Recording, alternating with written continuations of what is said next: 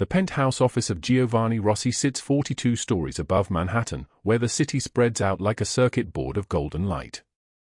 It is 2 in the morning. Rain hammers against floor-to-ceiling windows that cost more than most people's homes. 3 monitors glow in the darkness, each one displaying surveillance footage from different angles. The same scene. The same woman. Over and over. Giovanni Rossi stands motionless, watching. He is 47 years old but carries himself like a man who stopped aging at 35. His suit is charcoal grey, tailored in Milan, the fabric so fine it seems to absorb light rather than reflect it. His shirt is unbuttoned at the collar, showing the edge of a scar that runs from his left collarbone down beneath the fabric, a scar from a night 31 years ago when he was 16 years old, hiding in a closet, watching his father die. His hair is dark, thick, silvered at the temples. His eyes are the color of a winter sky, flat and lethal. A gold Patek Philippe watch catches the monitor's glow on his left wrist. On his right hand, a single diamond ring sits on his middle finger, the only jewelry he permits himself besides the watch. Everything else about him is restraint. Everything about him is control. Behind him stand 2 men. Vinny, broad-shouldered and scarred across his left cheekbone, has worked for Giovanni for 19 years. Gino, younger by a decade, newer to the inner circle, stands with the careful posture of someone who knows he is being watched. They have been standing in this office for 4 hours. On the middle monitor, a woman on a scooter exits through a back door of the community center in the Bronx. She is soaking wet. Rain clings to her hair. Her food delivery bag, empty, always empty when she leaves, sits strapped across her chest. She cannot be older than 28, but something in the way she moves, the careful precision of every gesture, suggests someone who has already lived 30 years. This is the 3rd night this week. The 21st night in 3 weeks. Giovanni does not blink. His jaw is clenched so tightly that the muscle beneath his skin pulses like a second heartbeat. She leaves at midnight, Vinny says. His voice is rough, textured like gravel. Returns at 3:33 in the morning. Always the same route. Always alone. The woman on the screen kickstarts the scooter. The engine coughs, sputtering twice before catching. Giovanni has listened to that engine sound 21 times. He could recognize it from a mile away. The bags, Giovanni says. His voice is deep and solid like an oath. She leaves with them. She returns without them. Where are the bags, Vinny? We have not been able to follow her, boss. She takes turns too fast on the wet streets. The scooter, it moves like something that should not move at all. Our cars lose her every time. Giovanni's hands rest on the desk, palms down. His fingers are long, the nails perfectly maintained. Those hands have signed death sentences. Those hands have held his daughter when she was 3 hours old. Those hands have not trembled in 20 years. On the monitor, the scooter disappears into the November rain. What is she selling? Giovanni asks quietly. We do not know, Gino says. His voice is higher than Vinny's, younger, uncertain. We are working on. I do not care about working on it, Giovanni interrupts. The words come out soft, but Gino flinches like he has been struck. I care about what she is doing with my daughter. The room goes very still. The only sound is the rain against the windows, the clicking of the surveillance footage advancing frame by frame, and the low hum of the heating system working to keep this space at exactly 72 degrees. Emma has been missing for 18 months. 18 months since Giovanni's brother's enemy took her, since the moment Giovanni stopped being a father and became something else entirely. A man on a mission. A man with a wound that will never close. 3 weeks ago, his investigators found her. A community center in the Bronx. A woman named Allara Pierce, running a shelter for abandoned children, keeping Emma alive, keeping Emma hidden. Giovanni had felt something he thought he had burned away years ago. Relief.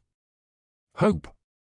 For 3 weeks, he has watched this woman, this delivery girl in her threadbare jacket, and something has not added up. The lies. The midnight trips. The empty duffel bags. Bring her in, Giovanni says. When? Vinny asks. Now. Vinny moves toward the door. His footsteps are quick, purposeful. Gino follows, but Giovanni raises a hand. Not you. You stay. Gino stops. His fingers twitch at his sides. She is a small woman, Giovanni says, not looking at Gino, still watching the blank monitor where the scooter has vanished into weather and darkness. She is vulnerable. I want someone with restraint in that car. Yes, boss. The door closes. Vinny is gone. Giovanni reaches forward and touches the pause button on the middle monitor. The woman on the screen freezes mid-frame, her face turned slightly away from the camera, rain streaming down her cheek. She is wearing a uniform that says Gino's Express Pizza in letters that are peeling. Her hair is dark, long, knotted with water. Her hands grip the scooter handles with white knuckles. Why? Giovanni asks the frozen image. Why would you hide her from me if you knew who I am? Gino shifts his weight. He does not answer because the question is not actually for him. 20 minutes pass. The silence in the office is absolute, the kind of silence that happens 42 stories above a sleeping city where the normal sounds of life cannot reach. Rain. The hum of machines. The beating of a man's heart, steady and measured, the heart of someone who learned to control his fear when he was 16 years old and hiding in a closet. Then, from the speaker on Giovanni's desk, Vinny's voice breaks through the silence. We have her. The restaurant is called Marchetti's, though Anthony Marchetti has not actually worked a day in his life. His father built the empire. His father earned the respect. His father died of a heart attack at 63, and Anthony inherited everything at 39, the money, the businesses, the organization, and none of the discipline that made any of it matter. The private room on the third floor can seat 100 people. Tonight, it holds 52 men in black suits. The table is set with expensive plates that no one is eating from. A waiter, terrified into invisibility, stands against the far wall with a bottle of wine worth more than a year of Allara Pierce's salary. Giovanni Rossi sits at the head of the table. To his right is Anthony Marchetti, who arrived 3 hours ago from his penthouse in Tribeca with news of a problem that needs solving. To Giovanni's left is Marco, his oldest lieutenant, a man with white hair and hands that have committed more violence than most countries experience in a decade.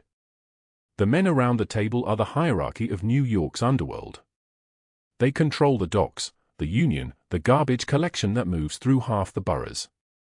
They have paid off politicians and buried bodies and made money disappear into legitimate businesses. They are a dynasty that has survived 60 years. Giovanni is listening to Anthony explain something about a territory dispute in Queens when the door to the private room opens. Vinny enters first. Behind him is Allara Pierce. She is soaking wet. Her delivery uniform clings to her body like a second skin. Her hair is plastered to her skull. Water puddles on the marble floor where she stands. She is shaking, either from cold or fear or both. Her eyes dart around the room, taking in the 52 men, the expensive suits, the bottles of wine and whiskey arranged like a display of power. I brought her, boss, Vinny says. Giovanni does not acknowledge him. He is watching Allara, watching the way her chest rises and falls too quickly, the way her hands clench and unclench at her sides. She has $5 in her pocket. He knows this because his investigators checked. $5. That is what she has. That is all she owns in the world besides the clothes on her body and whatever is in the duffel bags that disappear into the November rain. Allara Pierce, Giovanni says. Not a question. A confirmation. His voice carries across the room, and every man at the table turns to look at her. 52 pairs of eyes. 52 men who have killed, who have tortured, who have spent their lives swimming in the deep places where humanity drains away. Allara's voice, when it comes, is barely a whisper. Where is Emma? The room goes absolutely still. You ask me about my daughter, Giovanni says slowly, in this room, in front of these men, as if you have the authority to ask me anything at all. She is not your property, Allara says. Her voice is shaking, but there is something underneath the fear. Something like anger. Something like courage. She is a child. She is traumatized. You think you can just come into her life and take her? She steps forward. Water drips from her uniform onto the marble floor. One of the younger men reaches for his gun out of pure instinct, and Marco's hand comes down on his wrist, pressing it to the table. Wait, Marco's eyes say. Wait. Giovanni stands slowly. He is 6'3", and when he rises, he seems to rise for a very long time. He moves around the table with the deliberate grace of something dangerous, a knife being unsheathed, a bullet leaving a chamber, a predator recognizing that prey has suddenly developed teeth. He stops in front of Allara. She does not step back. She looks up at him, and her eyes are the color of honey, and they are burning. You have protected her, Giovanni says quietly. You have kept her alive. This I understand. This I respect. But you have also lied to me. You have also hidden what is mine. She is not yours, Allara says again. She is a human being. She needed help, and no one else was going to give it to her, so I did. Giovanni's hand rises. Every man in the room inhales. But instead of striking her, he reaches out and touches her wet hair, his fingers gentle against the side of her head. His eyes close for a moment, just a moment, and when they open again, something has shifted in them. Tell me where she is, he says. Tell me now, and nothing happens to you. Allara's lips part. She is about to speak, about to tell him everything, about to crack under the weight of this man's presence, when she hears it. A footstep behind her. A familiar footstep. She turns. Anthony Marchetti is standing in the doorway. Behind him are three men, large men, men who look like they enjoy violence the way other people enjoy wine. Giovanni, Anthony says, his voice dripping with something close to mockery. We need to talk about the girl. Giovanni's entire body goes rigid. Allara looks between them, understanding slowly arriving like a ship in fog that something much larger than her is about to unfold, something that will reshape the landscape of her life completely, and she has no idea what it is yet, no idea that she has been carrying secrets inside her chest that are worth more than kingdoms, worth more than blood, worth more than the life she thought she was going to live.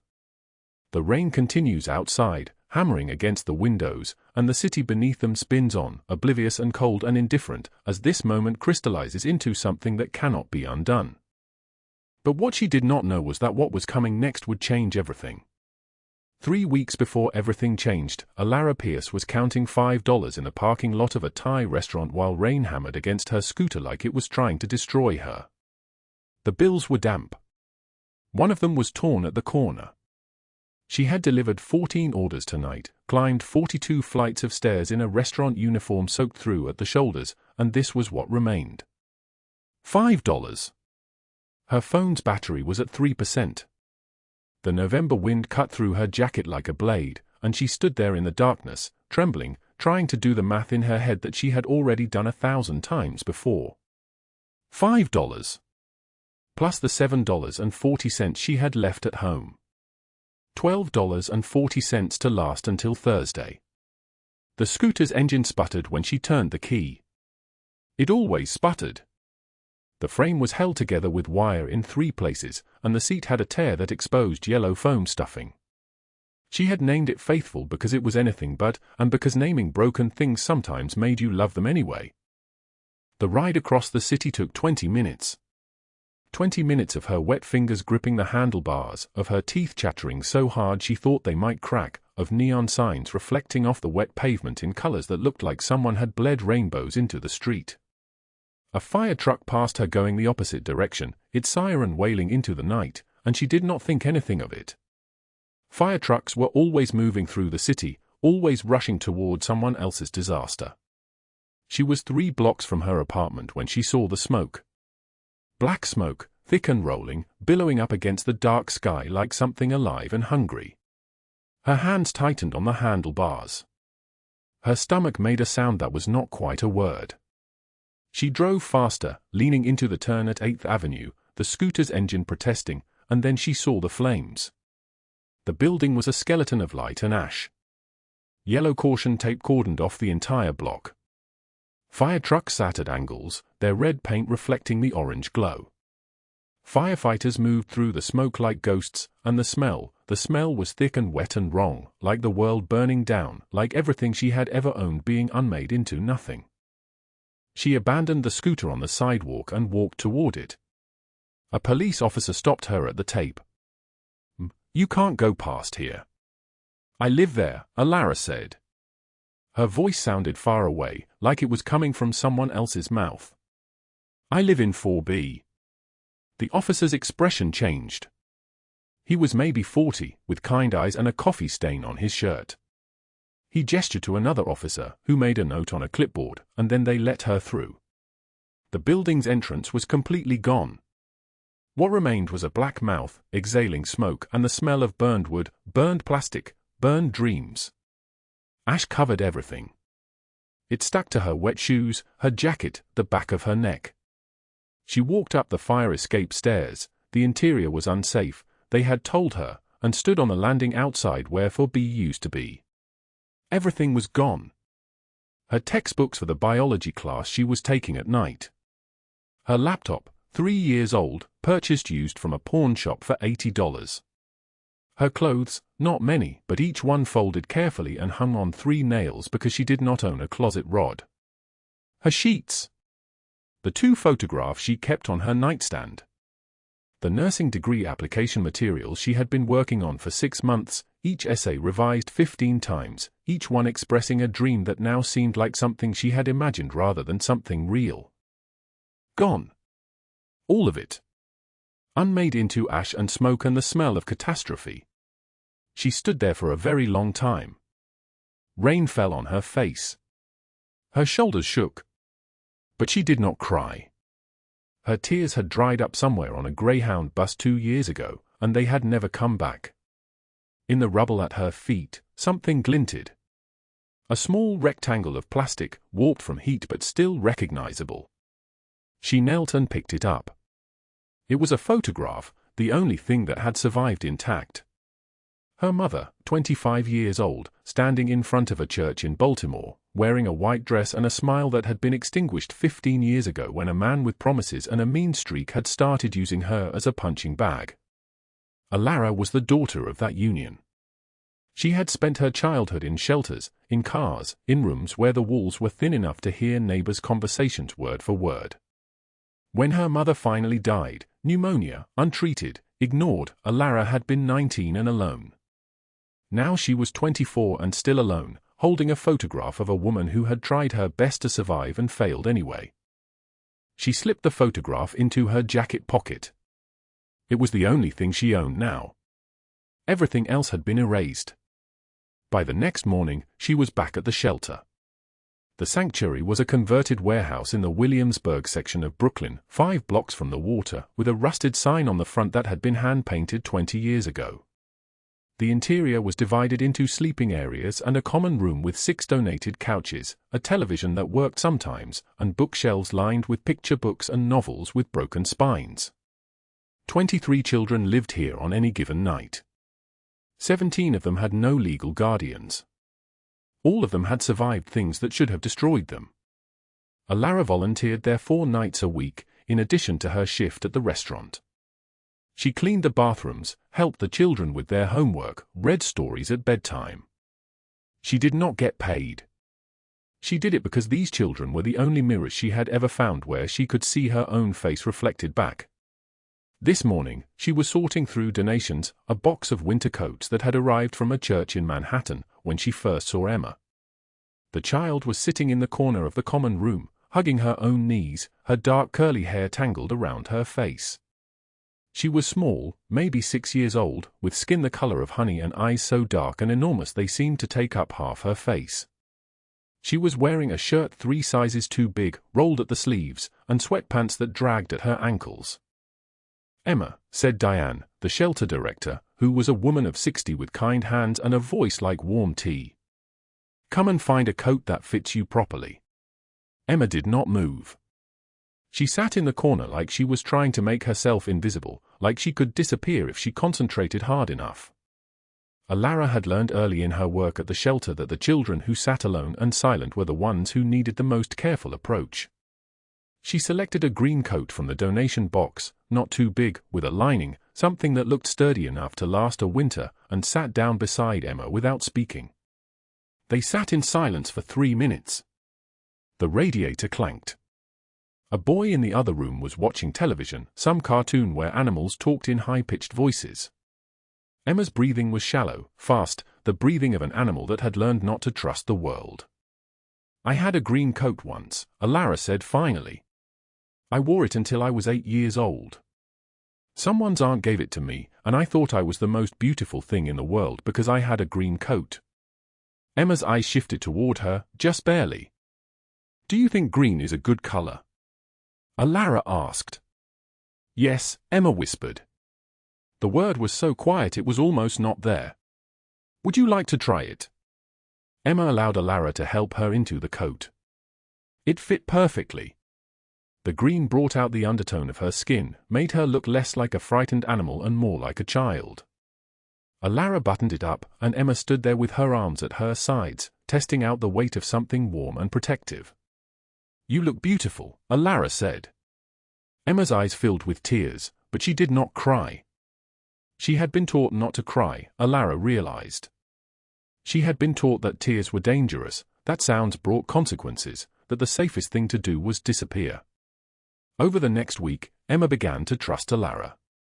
She would sit beside her during meals, would follow her around the shelter like a small shadow, would hold her hand during the walking meditation that Diane led every morning. She started to speak in small sentences. She ate more. Her breathing became less frantic.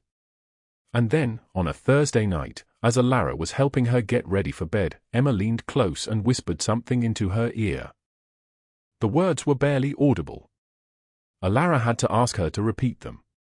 Emma looked around to make sure no one else was listening, and then she whispered again, "Uncle Anthony said he would hurt me if I told anyone. But Papa doesn't want me anymore, so it doesn't matter." Allara felt something cold move through her chest. "Emma, who is Uncle Anthony?" "He comes at night sometimes." "He hurts people." "Does he hurt you?" Emma shook her head. "He just takes me places. He says I have to forget my name. He says I am not Emma anymore." "What is your real name?" Allara asked, though she was beginning to understand that this child's real name had been stolen from her, buried under layers of fear and trauma and the kind of manipulation that adults inflicted on children when they believed no one was watching. "I do not remember," Emma said. "I think it used to be different." Allara held her that night, held her while she slept, and made a decision that would change everything. She would keep this child safe. She would not ask questions that could be answered by dangerous people. She would not report Emma to the authorities, because the authorities had failed every child she had ever known. She would simply protect her, the way she wished someone had protected her mother, the way she wished someone had protected her when she was small and breakable. The next day, during her lunch break, Allara sat at a computer terminal in the public library and typed a name into a search engine. Anthony Marchetti. The results came back immediately. A photograph of a man in his early 40s, tan, with dark hair slicked back and a smile that did not reach his eyes. Underneath the photograph, an article from a New York Times investigation, "The Next Generation, How Organized Crime is Adapting to Modern Law Enforcement." The article mentioned names. Marchetti Enterprises. Rossi crime family. Federal investigations that had gone nowhere. 17 alleged murders in the past 5 years, 0 convictions. She scrolled deeper. Her hands were shaking. And then she found it. Giovanni Rossi. A photograph of a man who looked like he had been carved from stone, with dark hair and a face scarred along one cheekbone like someone had tried to cut him in half with a blade. His eyes were the color of winter. The article described him as the head of one of New York's most powerful crime families, a man whose reach extended into construction, shipping, real estate. A man whose name alone made people disappear. Allara's breath caught in her chest. The article mentioned his daughter. Missing for 18 months. Taken during a kidnapping orchestrated by a rival family. The investigation had gone cold. No ransom demand. No body. Nothing. The photograph in the article was grainy and small, but the description matched. Dark curly hair. Huge eyes. Age 6. Allara sat back in her chair. Her mind was assembling the pieces, and none of them fit together in a way that made sense. Emma was terrified of being found. She had been told her father did not want her. But what if that was a lie? What if Anthony Marchetti had been keeping her hidden, telling her she was abandoned, preparing her to be used as leverage in something Allara did not yet understand? She closed the browser and walked out of the library into the grey November afternoon. The rain had started again. It fell in sheets, cold and indifferent, and Allara walked through it without an umbrella, letting it soak through her jacket, her pants, every layer between her skin and the world. She had no apartment to return to. She had $5 in her pocket. And now she had a secret that was worth more than her life, a child who was the daughter of a man who controlled an empire built on violence. She thought of her mother. She thought of all the women who had tried to protect children and had been crushed by the weight of that protection. And she decided that Emma would not be crushed. Not on her watch. Not if she could help it. The black and white checkered floor stretched beneath her feet like a chessboard where every wrong move meant death, and the ancient fluorescent lights hummed their tired song above the empty diner. 3 in the morning. The red vinyl booths, cracked and patched with duct tape in 3 different colors, held nothing but the ghosts of the night shift crowd. Allara Pierce wiped down the counter with a rag that smelled like stale coffee and resignation, her second job in a night that had already stolen too much from her.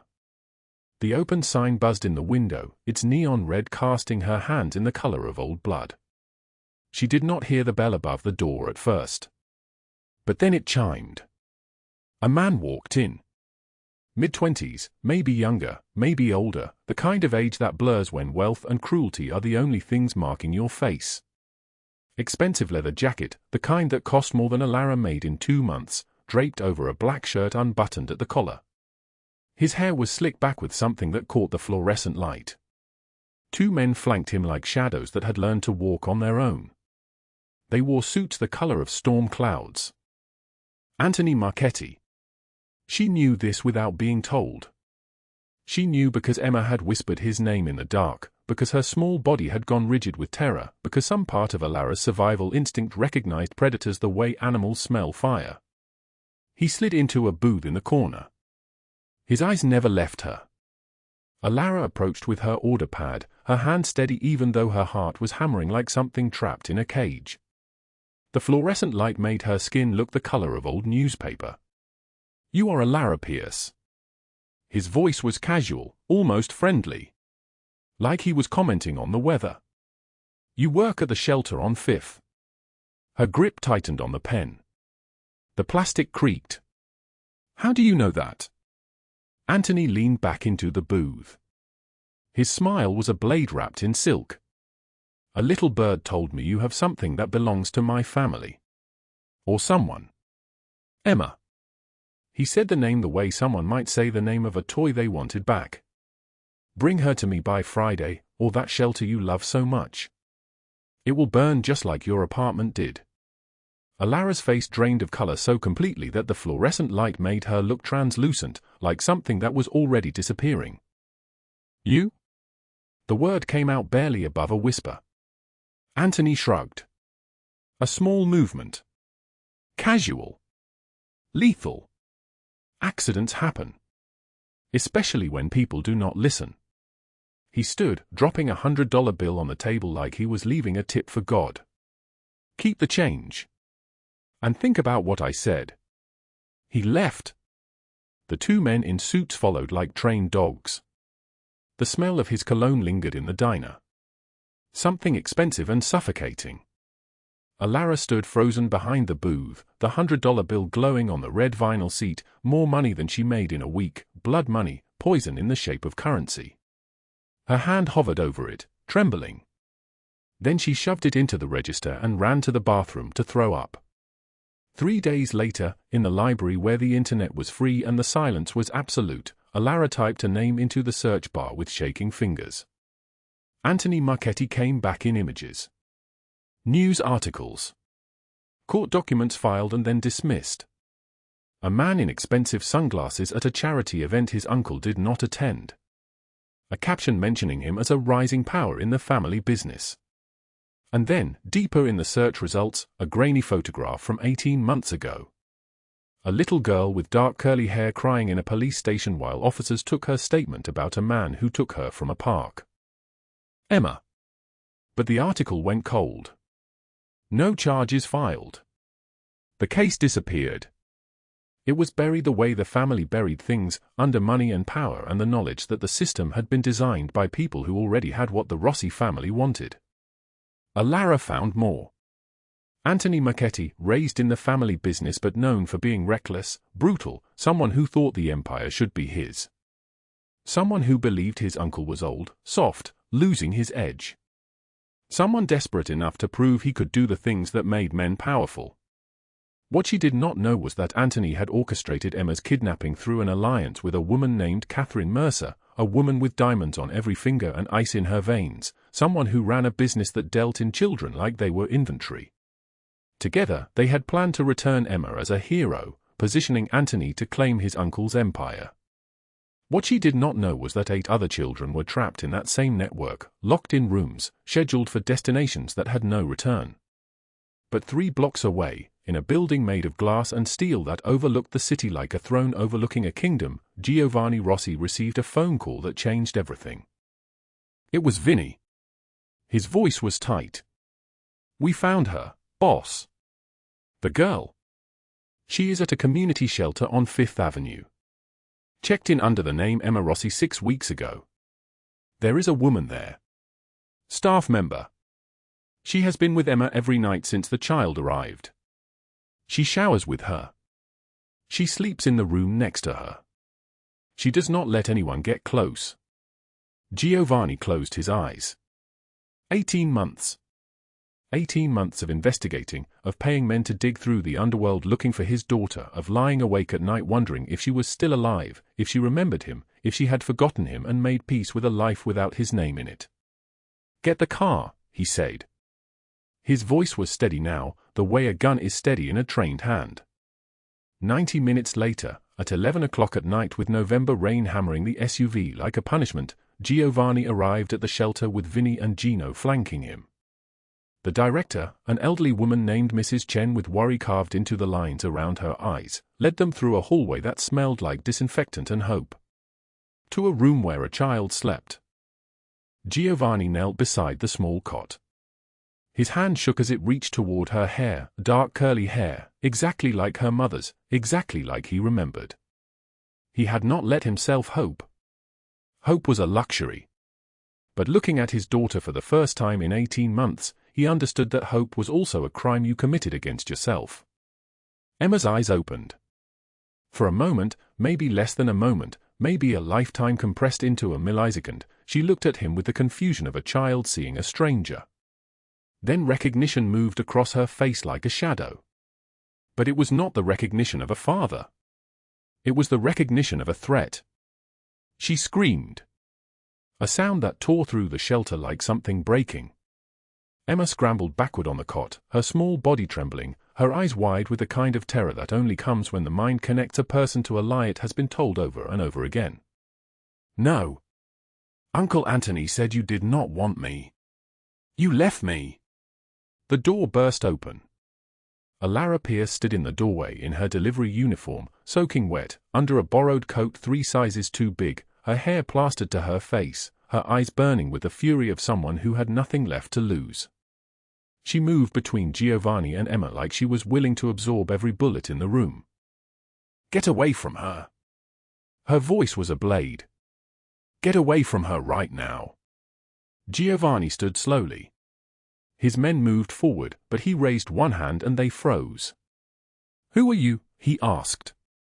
"Allara Pierce. I protect the children here." She did not step back. She did not look away. "You need to leave." Giovanni studied her for a long moment. Soaking wet delivery uniform, borrowed coat, defiant eye, standing her ground against 3 armed men in a room where she had no power. No money. No family. No protection. "That is my daughter," he said quietly. "She is terrified of you." "Why?" "Because someone told her I abandoned her. Someone named Anthony." Understanding moved through Allara's face.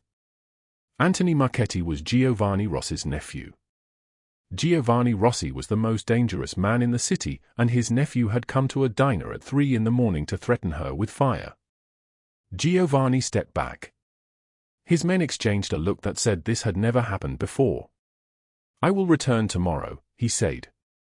"We will talk. But not tonight. Your daughter has suffered enough tonight." He left. Vinny muttered something under his breath as they walked to the SUV. In 15 years I have never seen him walk away from what he wants. By morning, Giovanni knew everything about Allara Pierce. Age 24. Mother deceased. Father unknown. High school education, 3 years into a nursing degree she could not afford. Apartment destroyed in a fire 3 weeks ago. Currently homeless, working 2 jobs, eating from the shelter's food donations. $5 in her bank account as of last night. She was nobody. Which meant she could destroy everything.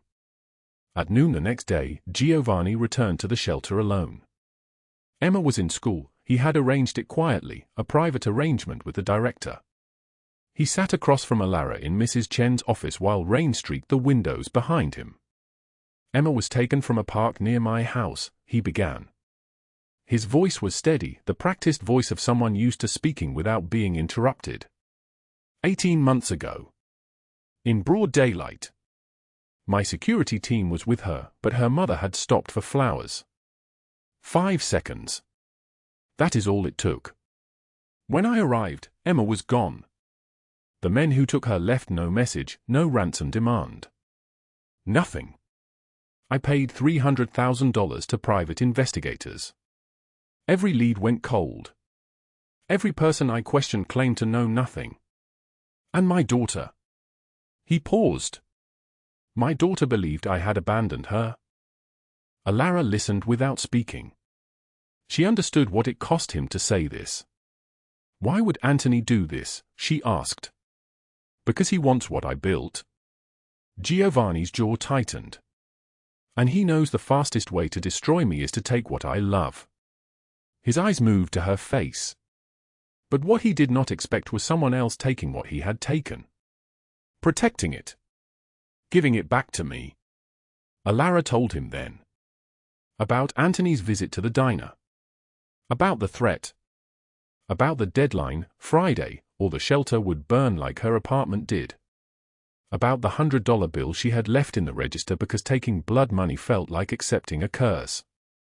Giovanni's hands formed fists. Veins appeared in his neck. He has already taken everything from you. Why are you still protecting her? Because she is a child, Allara said simply. And someone has to. For the first time, Giovanni saw her clearly. Not as a suspect or a threat. Not as nobody. As someone who had lost everything and was still choosing to give. Let me help you, he said. Rebuild your life. Finish your degree. I owe you that. Allara shook her head. I do not want your money. Why not? Because I am nobody. Why would you help me? Giovanni leaned forward.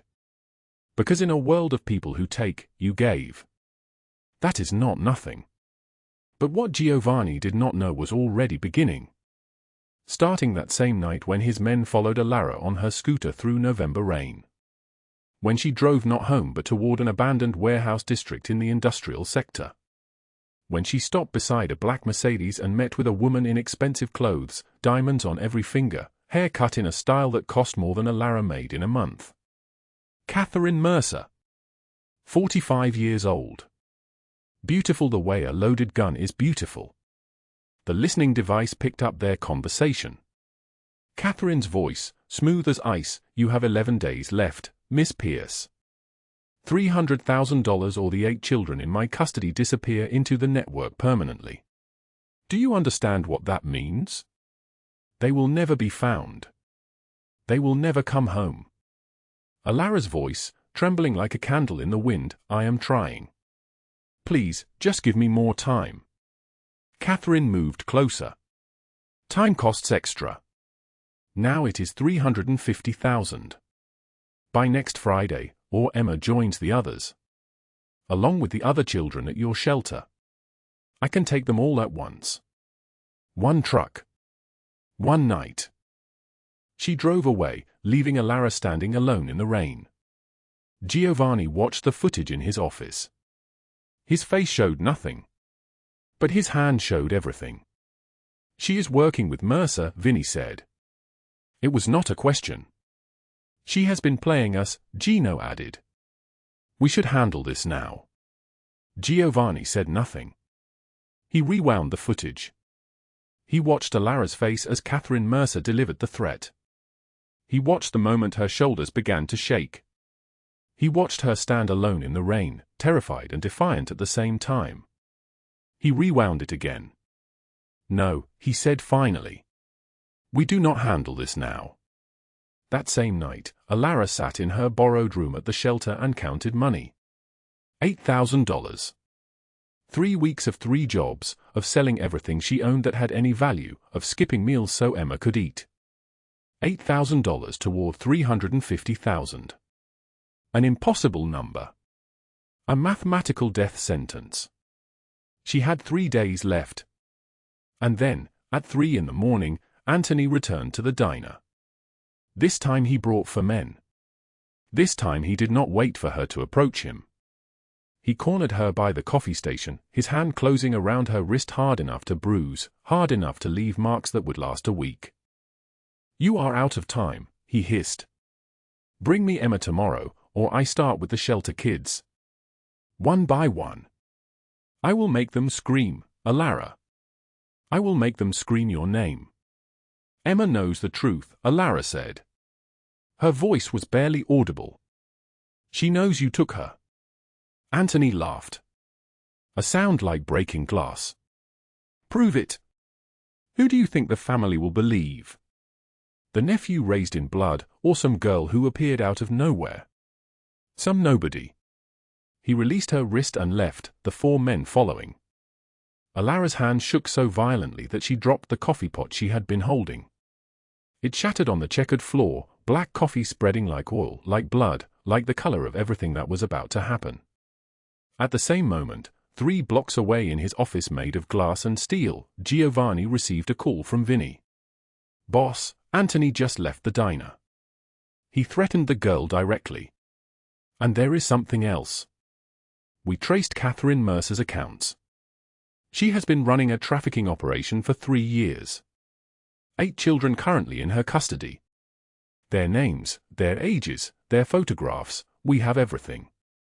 Giovanni's entire body went still. How much does Mercer want?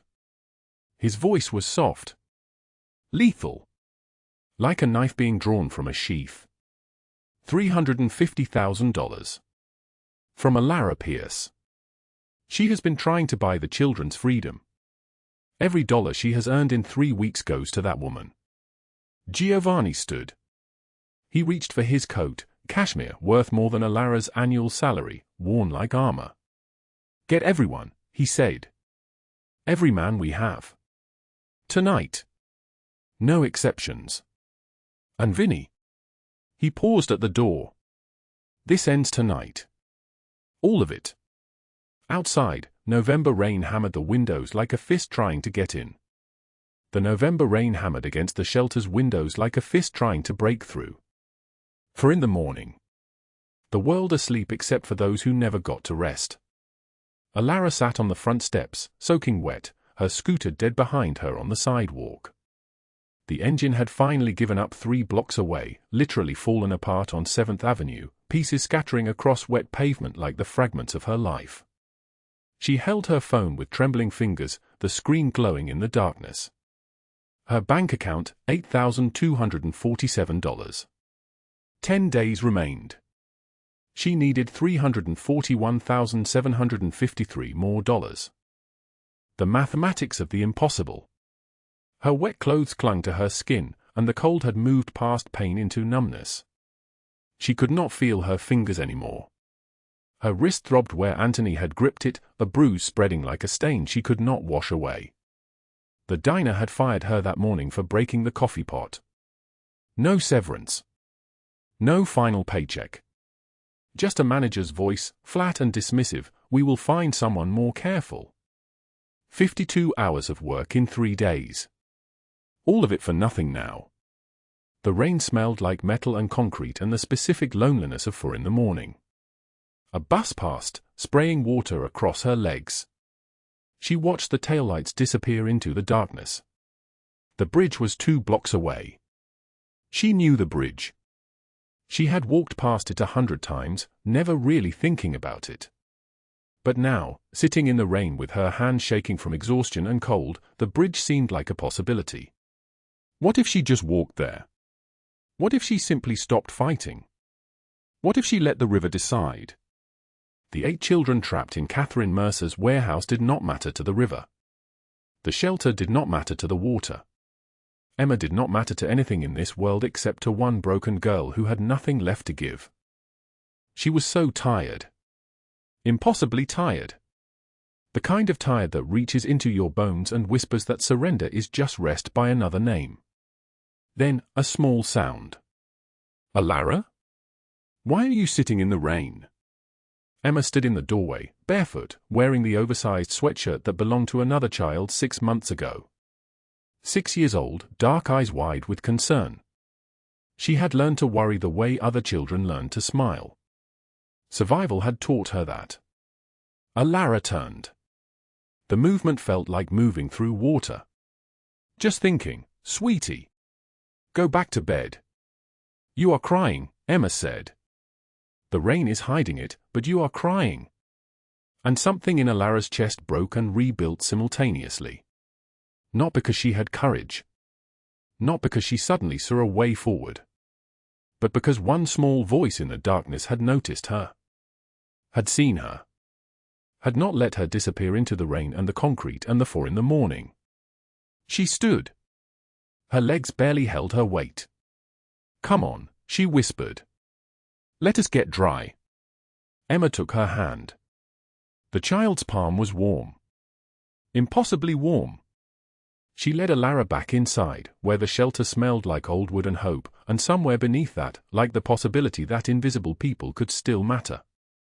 3 blocks away, in a building made of glass and steel, Giovanni Rossi stood in a war room with Vinny, Gino, and 10 other men. Maps covered one wall. Photographs of warehouses, shipping routes, vehicle registrations. Photographs of Catherine Mercer in expensive restaurants, always smiling, always collecting secrets like currency. "Here," Vinny said, pointing to a location in Red Hook. "We intercepted communications between Anthony and Mercer's people. The children are being moved tonight. Final transport before the auction. We have maybe 4 hours." Giovanni stared at the photograph of Catherine. 58 years old. Blonde hair, always styled. Eyes like a perfectly programmed machine, no conscience, just calculation. She had been running trafficking operations for 3 years while attending charity galas and donating to children's hospitals. The hypocrisy would have been funny if it had not been about broken lives. "How many guards?" Giovanni asked. 12 inside the warehouse. For more rotating through the perimeter. "How many children?" 8 confirmed. Ages 6 to 14. Giovanni closed his eyes. One of them was 6. Allara's age when she had learned what it meant to have nothing. When she had learned to count money that was not hers and work shifts that paid less than the cost of the food she prepared. "Send for the tactical team," Giovanni said. His voice was soft. Lethal. Like a knife being drawn from a sheath. All of them. No exceptions. We move in 1 hour. Gino stepped forward. And your nephew? Anthony stays where he is for now. But he will answer. Everyone answers. At 5 in the morning, 12 men in black tactical gear moved like ghosts through the warehouse district. No sirens. No announcement. Just shadows that appeared and disappeared with the precision of men who had been trained in violence since they could walk. 2 operatives disabled security cameras from the north entrance. 2 more from the south. 4 men breached simultaneously from opposite sides, communication flowing through earpieces. North clear. South team in. 2nd floor secure. No shots fired. Unnecessary violence was for amateurs. These were professionals. Each takedown was surgical, a pressure point, a controlled drop, a man unconscious before he understood what had happened. Giovanni moved through the warehouse with Vinny at his side. Their footsteps echoed off concrete. They found Catherine Mercer in an office on the 2nd floor, sitting behind a mahogany desk that cost more than Allara's apartment had cost, counting cash from a metal lockbox. She looked up slowly, and her face went pale. Giovanni. This is not what it looks like. Giovanni stepped inside and closed the door. It is exactly what it looks like. You allied with my nephew to take my daughter. You have been running children through trafficking networks for 3 years. You extorted a girl who has nothing, demanding money she could never earn, knowing it was mathematically impossible, knowing she would break trying. Catherine stood. Smoothed her jacket. Her mind was already calculating angles, exits, leverage. We can make a deal. Everything has a price. Name it. Giovanni's eyes did not even flicker. You think money is currency everywhere? You are wrong. Some debts are paid in different ways. He nodded to Vinny. What happened next was not death, that would have been too quick, too easy, too merciful for someone who had spent 3 years perfecting the art of slow destruction. At 6 in the morning, unmarked FBI vehicles surrounded Catherine Mercer's penthouse building on the Upper East Side. Neighbors watched from windows as federal agents in windbreakers flooded her apartment. The search took 3 hours. They found the ledgers, names, payments, locations. They found the videos. They found the accounts. By 9 in the morning, Catherine stood in handcuffs while agents read charges that seemed to go on forever: 47 counts of human trafficking, 23 counts of money laundering, conspiracy to commit kidnapping, extortion of an endangered individual. This is a mistake, Catherine said. Her voice had changed. No longer smooth. Brittle now. Cracking. My lawyer will. Your lawyer is on his way to federal custody, the agent said. You were not working alone. The processing took 4 hours. By noon, every news outlet in New York was running her photograph. The respected philanthropist. The woman who had sat on boards and given donations and smiled for photographs while children suffered in warehouses. Her assets were frozen instantly. 8 properties seized. $12 million locked away. Her name became synonymous with evil in a way that no defense could reverse. Minimum 40 years federal prison. No parole possibility. Meanwhile, Anthony Marchetti was learning what it meant to have made a mistake. He tried to run at 7 in the morning. Made it as far as his car in the underground parking garage beneath his apartment building. The keys were in his hand when he saw a figure leaning against the driver's side door, cashmere coat hanging perfectly despite the cold. Giovanni. Beside him stood Vinny and Gino, their faces carved from stone. Uncle, I can explain, Anthony said. His voice cracked on the last word. 13 years of entitlement began its collapse. I just wanted respect. You never saw me as worthy. I was trying to prove. You told my daughter I had abandoned her, Giovanni said. His voice was so quiet that Anthony had to lean forward to hear it. You worked with a human trafficker to keep her imprisoned. You threatened to burn a shelter full of children if a girl with $5 to her name did not deliver my daughter to you. You tried to own me through terror. Anthony reached for the gun in his jacket, a final desperate gamble. Gino moved faster. The weapon was gone before Anthony's hand cleared the fabric. The trained move took less than 1 second. Anthony sank to his knees. Please. Please, I am family. I am your blood. No, Giovanni said. You are nothing. You stopped being family when you touched my daughter. 4 men emerged from a black SUV in the garage, not Giovanni's men. Castellano family soldiers. The same organization that had murdered Giovanni's father 23 years ago. The same family he had spent those decades slowly dismantling, one operation at a time. They dragged Anthony to the vehicle without ceremony. His screaming echoed off concrete walls. He was thrown into the back seat, the door slamming shut. The SUV pulled out of the garage and vanished into early morning traffic. No one ever confirmed what happened to Anthony Marchetti. The rumors that spread through the underworld were far more terrifying than any confirmed death could ever be. Some whispered that he was still alive, that the Costianos were making his death last for years. Others claimed they had buried him in the foundations of their new casino. The uncertainty itself became his punishment, the not knowing keeping him suspended in a hell of possibility and pain. Giovanni stood alone in the empty parking garage. His phone buzzed. A message from Vinny, 8 children in medical custody. All stable. Emma is asking for the girl. He looked at his reflection in the polished window of his car. For the first time in 23 years, since the moment his father had died, Giovanni Ross's hands were clean of immediate violence. Not clean of history. Never that. But clean of this.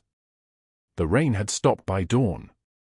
Weak sunlight was breaking through clouds, painting New York in shades of gray and gold. Somewhere in this city, a girl sat with 8 children and 1 small child who finally, possibly, could imagine a future that did not include terror. Giovanni closed his eyes and prayed. He had not prayed since his father's funeral. He had not believed prayer worked. But in a warehouse in Red Hook, 8 children were alive. A girl who had been invisible was finally seen.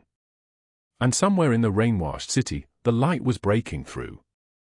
The morning light filtered through the windows of Mount Sinai Hospital's emergency room, pale and uncertain like dawn itself had not yet decided whether the day would be kind. Allara Pierce stood in her white nurse's uniform, the fabric still crisp with newness, adjusting the name badge that said she was a registered nurse, a fact that still felt like someone else's truth. 6 months ago, she had been counting dollars to survive the week.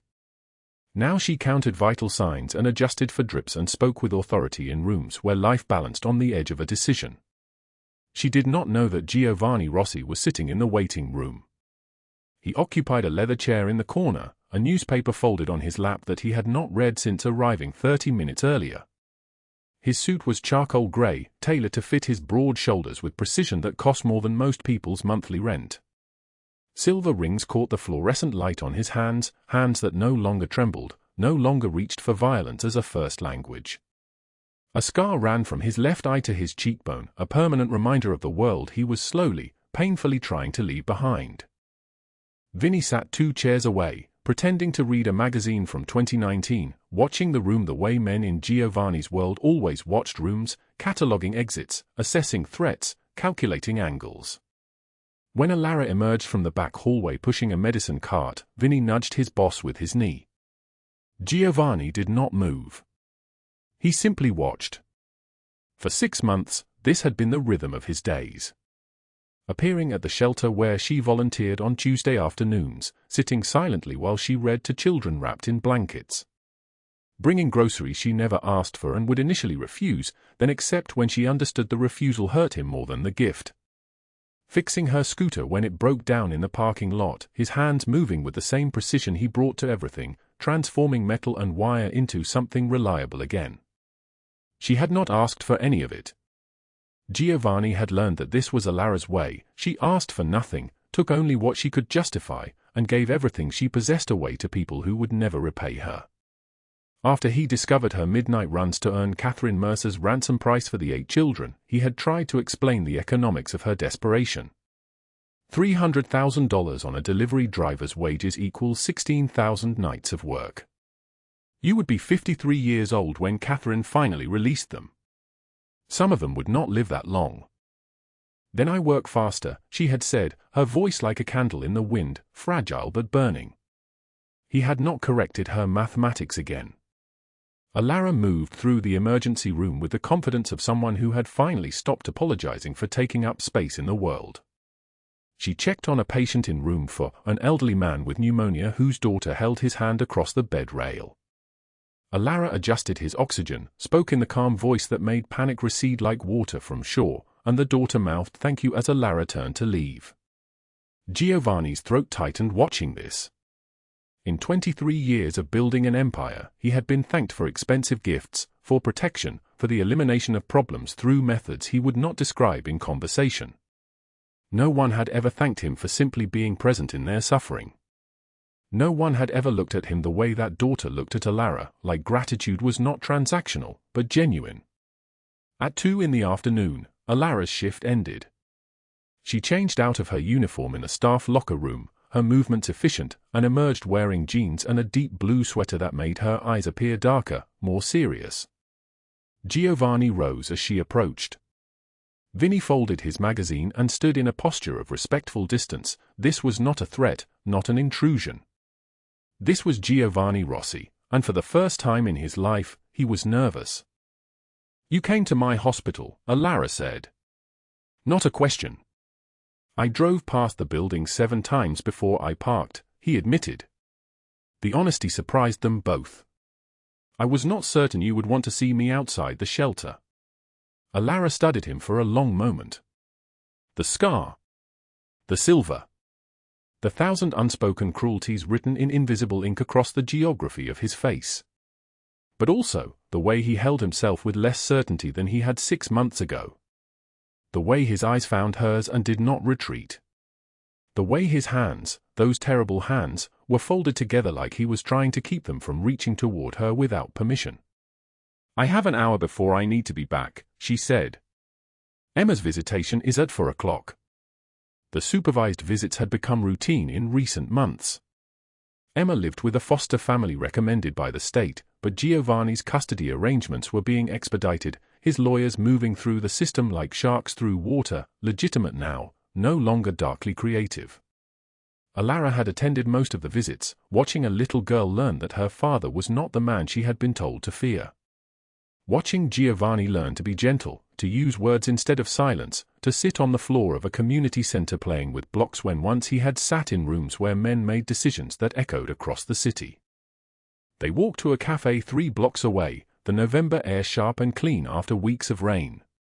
The city moved around them, yellow cabs, business people clutching coffee cups, the perpetual urgency of New York's metabolism. Giovanni and Allara walked in a pocket of quiet, separated from the chaos by something invisible. The cafe was warm and smelled of espresso and cinnamon. They sat in a corner booth with windows overlooking the street. Giovanni ordered an Americano. Allara ordered coffee black, no sugar, the same as always.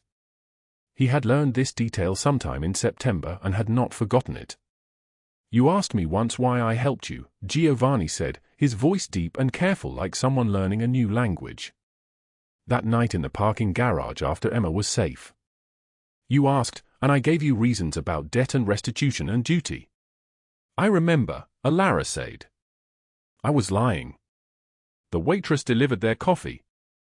A businessman 2 tables over checked his phone.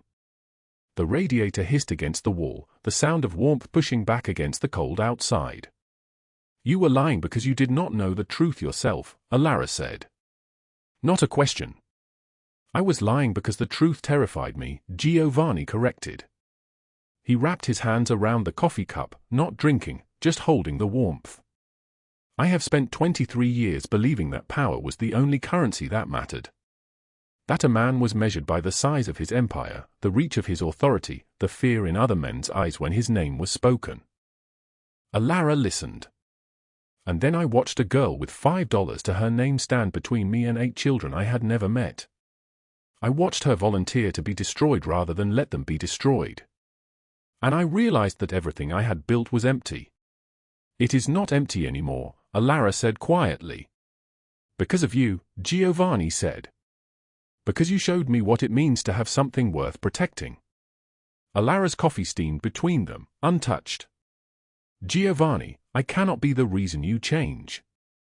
You understand this, yes? I cannot carry that weight. I am not asking you to, he said. I am telling you that the change already happened. I am asking if you will let me know you better while I continue to become someone worthy of knowing you. The words hung in the air between them like a confession, like a prayer, like something fragile being offered with open hands. One dinner, Allara said. Not like this. A real dinner. And you will tell me the truth about your father. Something broke open in Giovanni's chest. No one had asked about his father in years. Men spoke of Giovanni Rossi's rise to power as though he had emerged fully formed from the underworld, a weapon without history. But Allara was asking about the boy he had been, the one who watched his father die, the one who had learned that survival required becoming something other than human. Yes, he said. One dinner. And I will tell you everything. At 3:55, they walked to the community center where Emma waited.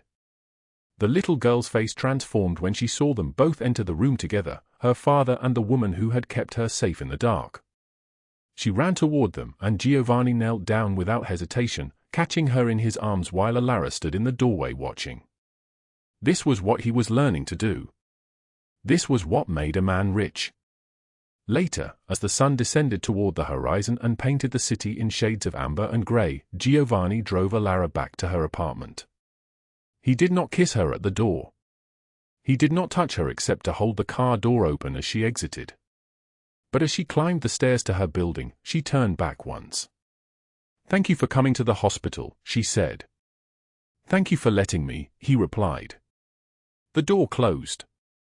The lights came on in her apartment. And Giovanni Rossi, who had spent 2 decades afraid of the dark, drove through the November night thinking about the future, not as an empire to be built, but as a life to be lived with someone who had taught him that sometimes the people who seem invisible carry the greatest light. If this story touched your heart, please subscribe to the channel, like and share this video with the people you love. Every comment you leave is a precious source of motivation. We wish all of you good health, a joyful life, and days filled with peace.